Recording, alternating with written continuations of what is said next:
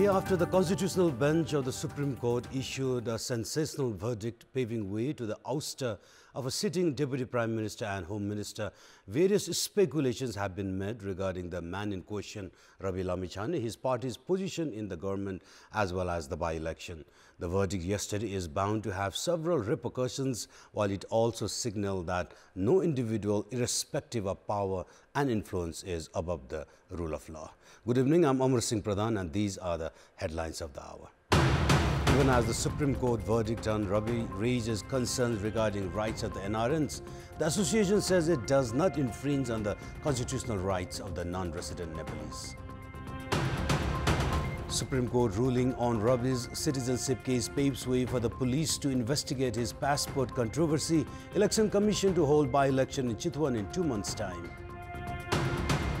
Sonam Wangchuk, an Indian engineer on a hunger strike to save climate of India's Ladakh region, writes to Indian Prime Minister Narendra Modi citing all is not well with Ladakh.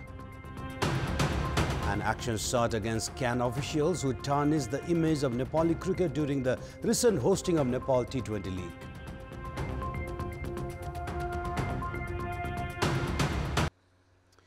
The Supreme Court's verdict yesterday that led to the scrapping of Deputy Prime Minister and Home Minister status of Ravi Lamichhane, citing he had not applied for a citizenship in Nepal after giving up his foreign citizenship, sent ripples among the non-resident Nepali community across the globe. This has raised doubts regarding the non-resident Nepalese access to the social, financial and cultural rights. However, the Non-Resident Nepali Association has clarified that the Supreme Court's decision does not infringe on the constitutional rights of the non-resident Nepalese. The Supreme Court's verdict regarding the citizenship case of the deposed Home Minister Ravi Lamichhane has raised doubt that it will affect the non-resident Nepalese in a number of ways. Questions have surfaced regarding the future of the non-resident Nepalese who have been working in foreign nations with the belief once a Nepali, always a Nepali. The acquisition of more than one citizenship was thwarted as per the constitutional arrangement after the promulgation of the Constitution. However, the cultural, social and financial rights of the non-resident Nepalese have been secured by the Article 14 of the Constitution. The constitutional arrangement concerning citizenship allows a non-resident Nepali to exercise all their rights except right to politics. Countries that are financially sound and well-governed allow more than one citizenship. However, legal experts say as a weak and unstable state, Nepal has opted to allow people to acquire only one citizenship. Non-resident Nepalese who wish to exercise their political rights can acquire Nepali citizenship that allows right to become the President, Prime Minister among other top executives just a day after giving up their foreign citizenship. The narrative against the constitutional arrangement to allow non-resident Nepalese to access all the rights except political is inappropriate. An individual who aspires to participate in political leadership is bound to abide by the constitutional norms. The Supreme Court's verdict regarding the case related to citizenship of Ravi Lamichhane that led to the scrapping of his lawmaker, Deputy Prime Minister and Home Minister status has cleared ways for the Nepal police to investigate the case on his passport controversy. The police have geared up to proceed with the investigation after receiving the copy of the full judgment. Prior to this, the Supreme Court on 6th of January had demanded to furnish all the documents of investigation against the writ filed against Lamichhane, saying that he was ineligible to become a parliamentarian. Lamichhane had acquired American citizenship in the year 2014. However, he had acquired Nepali passport in the year 2015. Police officers have moved towards possible investigation on how an individual with American citizenship applied for a Nepali passport. The full judgment will likely include the issue of misuse of citizenship, as well as police have geared up to take actions accordingly. The Home Ministry had directed the police to investigate Lamichhane's citizenship issue with the help of the District Administration Office, Kathmandu. The police last month had asked details regarding whether Lamichhane had quit his U.S. citizenship or not, even as the police have not received details as of yet from the U.S. Embassy. And in our public voice segment today, we had asked in several provinces regarding the rising price of rice grains despite increased production of paddy. Let's take a look at what they have to say. Public voice.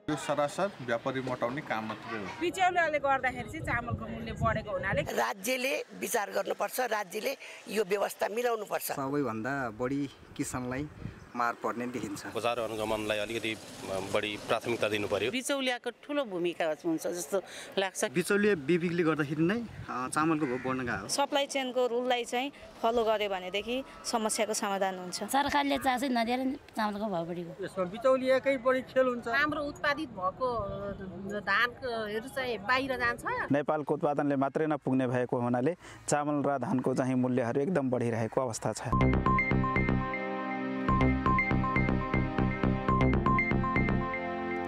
And it's now time for our segment Public Pulse, where it texts us with their opinion.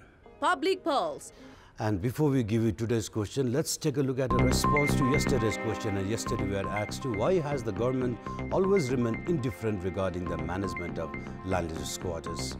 14% of you voted for option A, lack of coordination. 5% of you voted for option B, ignoring the land use quarters. And 81% voted for option C, politicizing the issue. And here is today's question.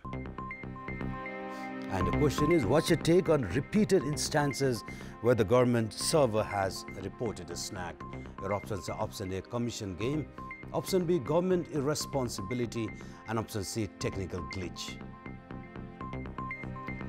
The voting is on. Type in AWS, select your option A, B or C and send it to 34001 to share your opinion with us. And it's now time for sports update. Sports news. Nepal T20 League, that was billed to be a milestone in the development of domestic cricket in Nepal, proved otherwise as the tournament only dragged the cricket governing body into controversy, tarnishing the image of the country itself. It was all because of lack of foresight in making Indian company 7-3 Sports its commercial partner. The CAN officials are now trying to escape from the blame by saying that they made a mistake.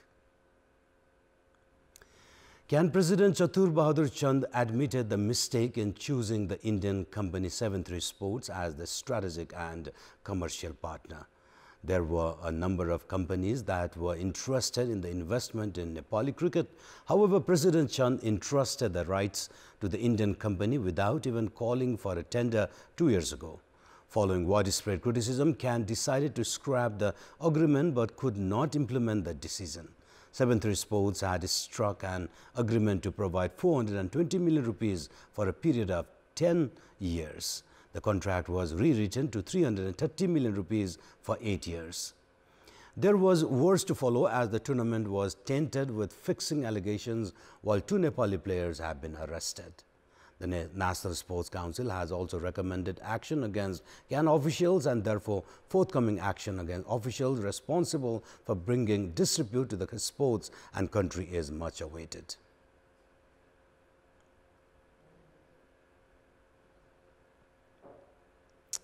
The newly appointed coach of Team Nepal, Monty Desai, has arrived in Nepal.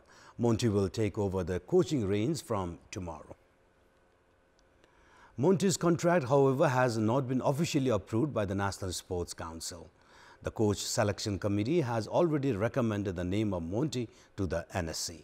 The committee has also sent Monty's name to the ICC, which has given the approval. The NSC member secretary Tankalal Ghising said that a board meeting will decide on Monty's appointment after his name is sent to the sports ministry. Nepal begin World League 2 home series against Namibia and Scotland from the 14th of February in just over 3 weeks' time.